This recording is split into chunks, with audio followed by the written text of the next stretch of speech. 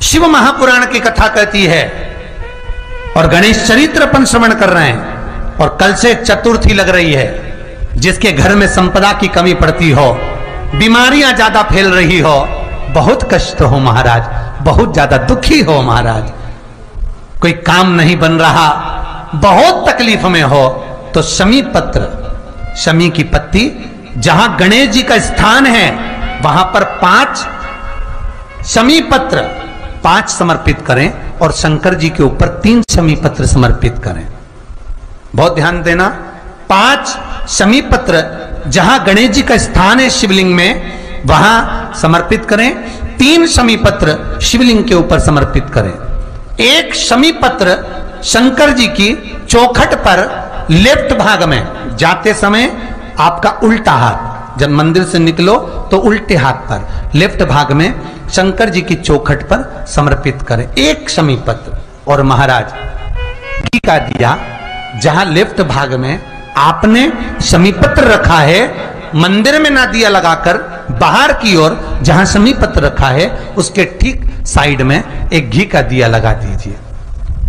केवल गणेश चतुर्थी से लेकर अनंत चतुर्दशी तक गणेश पुराण कहती है भगवान गणेश जी का, मोर ध्वज का, मयूर ध्वज गणेश का नाम लेकर जो ये दीप शमी पत्र चढ़ा देता है उसके घर से कभी रिद्धि सिद्धि नहीं जाती, वैभव प्रतिष्ठा नहीं जाती। कर कर देखना अगले साल तक आपका व्यापार कितना चलता है, हमको बताना जरूर, करके देखो एक बार। गणेश पुराण का, शिव महापुराण का यह प्रसंग करिए, जीवन में उतारिए। चतुर्थी से लेकर अनंत चतुर्दशी तक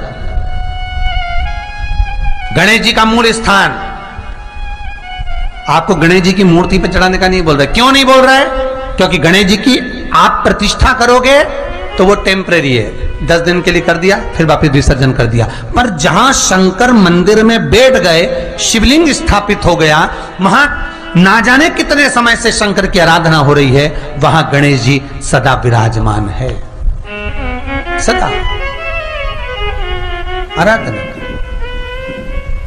और देखो ये 10 दिन में अगर आपने शमी पत्र बिल्कुल मन से समर्पित करा है ना, तो मेरा विश्वास कहता है शिव महापुराण का, मेरे बाबा विश्वनाथ की कृपा कहती है, मेरा मन कहता है 10 दिन के अंदर आप शमी चढ़ाएंगे ना तो कुछ ना कुछ अच्छी खबर जरूर मिलेगी, ये पक्का है।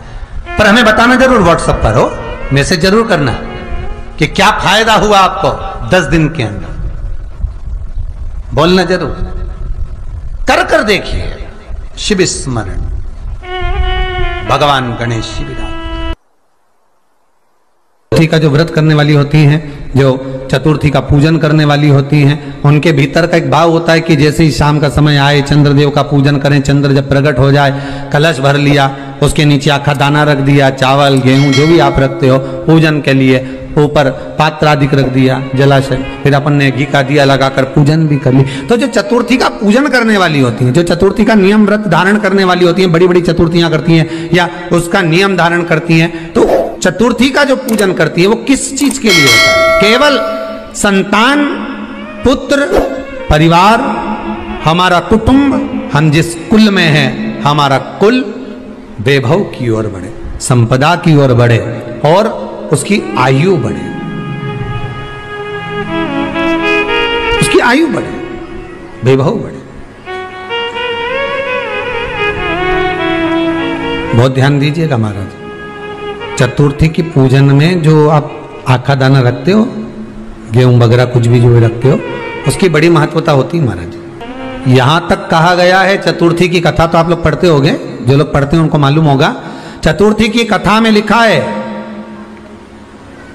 चौथ माता के व्रत में वर्णन किया गया है कि वो आखा दाना जो रखा जाता है, मान लो कोई जरूरी काम होता है तभी आखा दाना को रखा जाता है, संभाल के रखते हैं कि हम इस काम के लिए जा रहे हैं और हमारा ये कार्य सफल होना चाहिए। तो जिसने चतुर्थी का व्रत करा है जिसने चंद्रदेव का पूजन करा, चतुर्थी का व्रत करा, वो गणेश जी से विनती करके वहां से 2-4 आखा दाना उठा ले, और जो व्यक्ति का काम अटक रहा है अपने ही घर का, पर दूसरे कुल को नहीं देना, अपने ही कुल के अंतर्गत जो काम अटक रहा है उसकी जेब में, उसके पल्लू में उस चीज को रख दिया जाए। तो चतुर्थी जो अगली आती है, जैसे आप महीने की करते हो तो महीने की, और आप जैसे करते हो कि 4 अलग बड़ी बड़ी चतुर्थी करते हो, तो उसके अनुसार आपका कार्य सिद्ध होता ही है। उस आखे दाने का इतना महत्व होता है क्योंकि चतुर्थी का व्रत करने वाली माता जब व्रत करती है तो स्वयं चतुर्थी की कथा में लिखा हुआ है कि पार्वती जी गणेश जी से चतुर्थी की कथा बचवाती। चतुर्थी की कथा बाची किसने थी? स्वयं गणेश जी महाराज ने। और सुनी किसने थी? माता पार्वती। बाचने वाले गणेश जी थे, सुनने वाली माता पार्वती थी। तो चतुर्थी की कथा जब होती है तो उसको स्वयं गणेश जी बाच रहे हैं। तो व्रत कौन सुन रही है? माता पार्वती। और आपने जो आखा दाना लिया वो गणेश जी के भाव से लिया, गणेश जी से निवेदन करके, विनय करके, प्रार्थना कर उसको प्राप्त किया। पुराण की कथा कहती है और गणेश चरित्र अपन श्रवण कर रहे हैं, और कल से चतुर्थी लग रही है।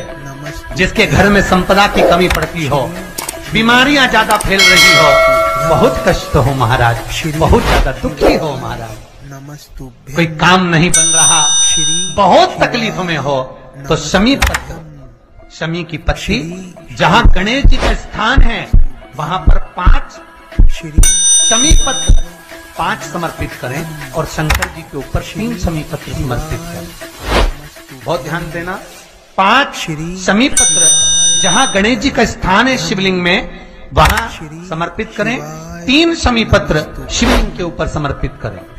1 शमी पत्र शंकर जी की चौखट पर लेफ्ट भाग में जाते समय आपका उल्टा हाथ, जब मंदिर से निकलो तो उल्टे हाथ पर लेफ्ट भाग में शंकर जी की चौखट पर समर्पित करें। टीका दिया, जहां लेफ्ट भाग में आपने शमी पत्र रखा है, मंदिर में ना दिया लगाकर बाहर की ओर जहां शमी पत्र रखा है उसके ठीक साइड में एक घी का दिया लगा दीजिए। केवल गणेश पुराण कहती है भगवान गणेश जी का मोर ध्वज का, मयूर ध्वज गणेश का नाम लेकर जो ये दीप शमी पत्र चढ़ा देता है उसके घर से कभी रिद्धि सिद्धि नहीं जाती, देवो प्रतिष्ठा नहीं। कर देखना अगले साल तक आपका व्यापार कितना चलता है हमको बताना जरूरी, करके देखो एक बार। गणेश पुराण का, शिव महापुराण का ये प्रसंग जीवन में होता है। गणेश जी का मूल स्थान, आपको गणेश जी की मूर्ति पे चढ़ाने का नहीं बोल रहा है। क्यों नहीं बोल रहा है? क्योंकि गणेश जी की आप प्रतिष्ठा करोगे तो वो टेम्परेरी है, 10 दिन के लिए कर दिया फिर वापस विसर्जन कर दिया। पर जहां शंकर मंदिर में बैठ गए, शिवलिंग स्थापित हो गया, वहां ना जाने कितने समय से शंकर की आराधना हो रही है, वहां गणेश जी सदा विराजमान। अगर आपने शमी पत्र बिल्कुल मन से समर्पित करा है ना, तो मेरा विश्वास कहता है शिव महापुराण का, मेरे बाबा विश्वनाथ की कृपा कहती है, मेरा मन कहता है 10 दिन के अंदर आप शमी चढ़ाएंगे ना तो कुछ ना कुछ अच्छी खबर जरूर मिलेगी, ये पक्का। जितने आस्था चैनल पर कथा सुन रहे हो, जितने फेसबुक और यूट्यूब पर सुन रहे हो, और जितने इस छत्तीसगढ़ की पावन धरा पर बैठकर सुन रहे हो, बहुत सावधानी से सुनना। एक छोटा सा कपूर का टुकड़ा जब आरती में जलाया जाता है तो ये कपूर क्यों जलाते हैं? इस कपूर का महत्व क्या है? इस कपूर का कारण क्या है? ये कपूर है कौन जिसको हम आरती में जलाएं? क्या जरूरत इस कपूर को आरती में जलाने की? क्या जरूरत इसको यज्ञशाला में जलाने की? क्या जरूरत है इस कपूर को पूजन में जलाने की? स्वयं गुरु बाबा कहते हैं यदि कोई आरती में, पूजन में, घर में एक कपूर का टुकड़ा आरती के बाद में जब समर्पित करेगा तो उसको अश्वमेध यज्ञ का पुण्य प्राप्त हो जाएगा। अश्वमेध यज्ञ के पुण्य को पाने के लिए कपूर का टुकड़ा आज भी आरती में जलाया जाएगा। एक कपूर का टुकड़ा सुख का, इसीलिए हमारे यहाँ शास्त्र कहता है महाराज, जब आपको घर में अगर ऐसा लगने लगे कि 15 दिन से बहुत बेचैनी है, बहुत दुख तकलीफ लग रही है, कोई ना कोई बीमार पड़ रहा है, कुछ ना कुछ तकलीफें लग रही है, तो एक पीपल का पत्ता ले लो, उसके ऊपर एक कपूर का टुकड़ा ले लो, सारे घर में घुमाकर उसको दरवाजे के बीच मध्य में जलाकर रख दीजिए। थोड़ी सी 20 से 25 मिनट के अंदर मकान में एनर्जी वापिस आ जाएगी, उस भवन में एनर्जी वापिस प्राप्त हो जाएगी।